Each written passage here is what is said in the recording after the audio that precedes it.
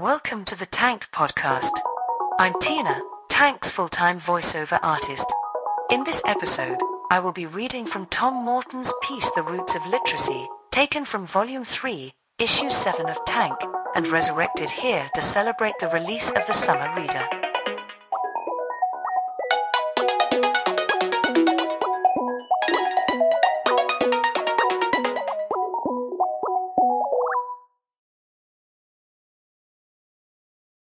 Like bed sheets or carelessly abandoned diaries, other people's bookshelves are compelling, almost painfully intimate objects. No matter how carefully they've been curated, alphabetically, mock haphazardly, corralled into glowing color fields, they have a gossipy, secrets-yielding feel. This, I guess, is because we believe that what people read somehow approximates to what they are, that private libraries are inky self-portraits, full of information about their owners' passions, class and peculiar turn of mind. Bound by trends, other people's wardrobes and CD collections are pretty predictable, but their bookcases are places of near-infinite possibility, where what's implied by a copy of Wuthering Heights, 1847, depends upon whether it's shelved next to Wittgenstein's Tractatus, 1922, a weight loss manual, or Sun Tzu's Art of War, circa 400 BC. What other people's bookshelves never tell us, however, is the why behind each book. The why is about the roots of literacy, and these are often grubby, underground things. How do we come to read the books we read? Inescapably, perhaps, it's got something to do with our childhood. As a kid, I had a bewildered hatred of Enid Blyton's famous 5 series, 1942 to 1963, and Arthur Ranson's Swallows and Amazons, 1930, children's classics pushed on me at primary school like Tory-approved crack. These were books about posh boys prancing through a Vaseline-smeared past, a Britain of country lanes, ginger pop and spinsters cycling to evensong. There was no danger here, apart from the odd grazed knee or jimpish crook, and nothing that reflected the life of a poor kid in the 1980s, living in a shabby, anonymous suburb, poleaxed by his parents' divorce. Paradoxically, I also shunned the responsible social realism of more written children's authors. What I wanted was escapism, an exit route to a world where there was treasure to be found in every foothill, and where fathers, if they had to be absent, were ineffable gods, not self-justifying losers who made my mum cry. My rabbit hole was mythology, Norse, Arthurian, Greek, but also the crypto-Christian wardrobe world of C.S. Lewis, the pagan power struggles of J.R.R. Tolkien, and the secular, modern-day myths of Marvel Comics.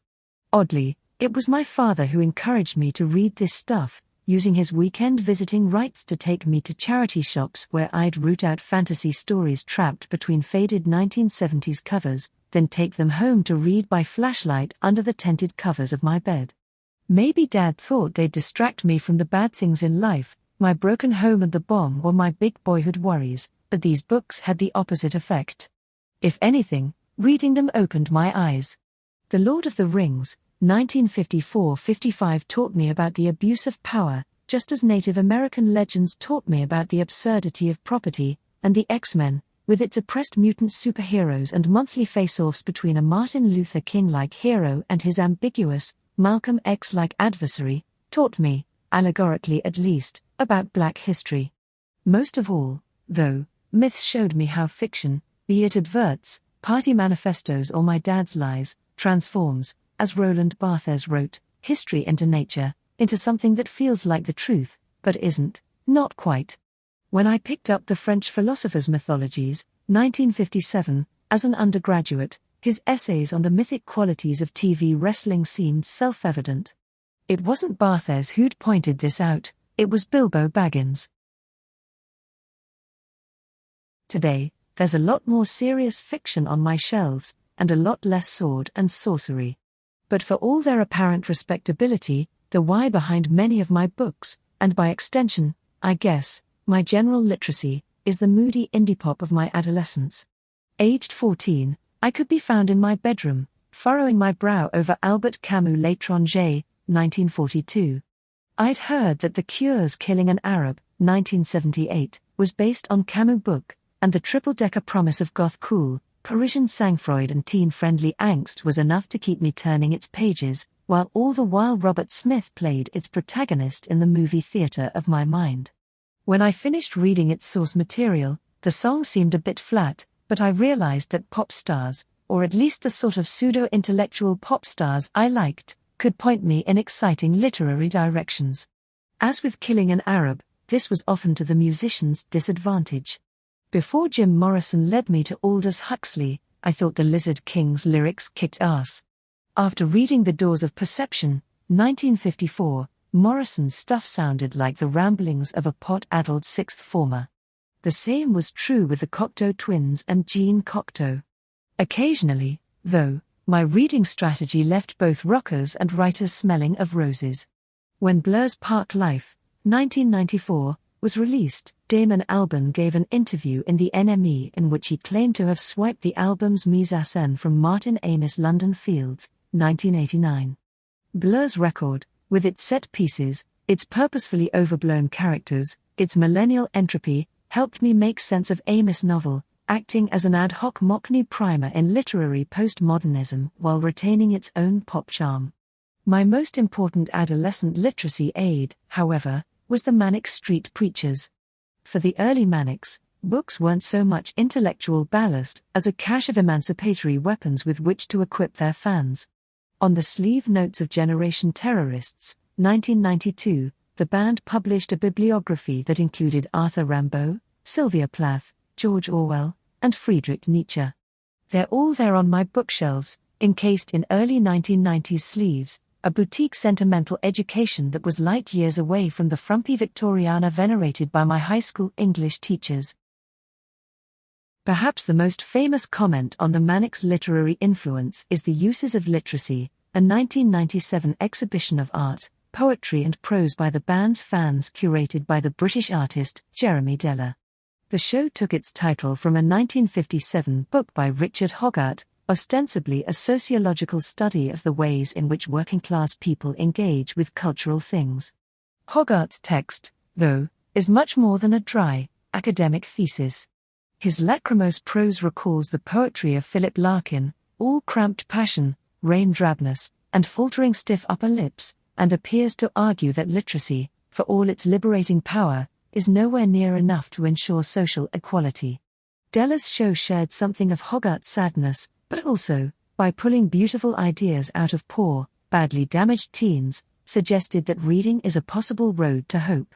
The best piece in the exhibition was by Donna Marshall, who displayed a shelf full of books that had informed the Manics' music, and, it transpires, Marshall's own politicization. A bibliographic fan portrait of a band that also functions as a self-portrait and a picture of literacy's straggly origins, it speaks of how a passion for something as vernacular as the Manics' third-wave punk can inspire sophisticated, conceptual thought. The things we read as teenagers are bound tightly to our emotional biographies. This is rarely true in adult life. We tend to buy books because of favorable reviews, a friend's recommendation, or because we blandly assume that it's the proper thing for cultured people to do. Literacy, for adults, is an oddly public pursuit. Perhaps because of this, our grown-up bookshelves press few Proustian memory buttons, except when we glimpse books given to us by former lovers. Seeing their spines, it's hard not to be transported to the first time you read them, self-conscious, flushed with feeling, wondering whether they're the product of empathy, flattery or an attempt to correct a niggling fault. They never quite become just plain texts, even when the relationship they stand for is dead. Saddest of all, of course, are novels loaned to you by your ex that you never bothered to read, but that still live a pointless half-life on your post-breakup shelves. In a way, our bookcases contain not only traces of our histories, but also the histories of those who've touched our hearts. The roots of literacy are complex, tangled things, comprised of schooling and childhood escape strategies, pop songs, our public image and the people we love. In his short story, The Library of Babel, 1962, Jorge Luis Borges describes a library whose central chamber holds a great circular book, whose spine is continuous and which follows the complete circle of the walls. This tome, claims Borges, is God. Our own books achieve nothing of its hermetic perfection, but I think that's okay. More than most things in this world, They attest to our humanity, and becoming human, in the end, is what literacy is all about.